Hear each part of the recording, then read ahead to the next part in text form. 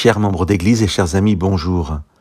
Au chapitre 19 du premier livre des rois, nous apprenons que la reine Jézabel veut faire périr le prophète Élie qui a tué les prophètes du dieu Baal.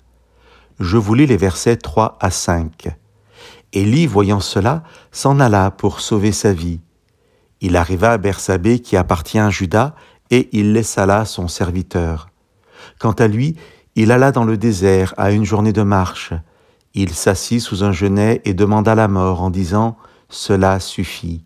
Maintenant, Seigneur, prends ma vie, car je ne suis pas meilleur que mes pères. » Il se coucha et s'endormit sous un genêt. Quel paradoxe saisissant et quelle ironie! Élie s'en va pour sauver sa vie et sa fuite le conduit au désert où il s'endort en demandant la mort. Drôle de façon que de sauver sa vie. Il a reçu un messager de la part de la reine Jézabel qui est un messager de mort et Élie pense pouvoir sauver sa vie seul. Mais le chemin qu'il prend quand il pense pouvoir s'en sortir est une impasse, un chemin qui mène au désert et au final, ce salut consiste à vouloir mourir. Dieu n'est pas de cet avis. Et après avoir reçu un messager de mort de la part de Jézabel, Dieu envoie un messager de vie.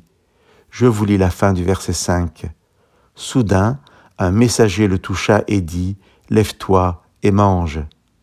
Chers amis, il est impossible de se sauver seul et le croire conduit souvent au désespoir, conduit souvent à se retrouver dans un désert à n'attendre que la mort.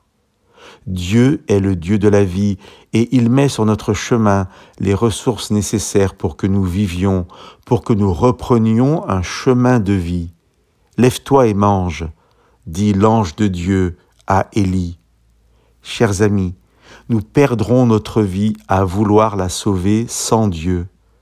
Aujourd'hui, ce texte m'encourage en me rappelant que quelle que soit l'impasse ou le désert où je me suis réfugié, Dieu vient à ma rencontre et pourvoit à ce qui m'est nécessaire pour que je me relève et reprenne ma marche.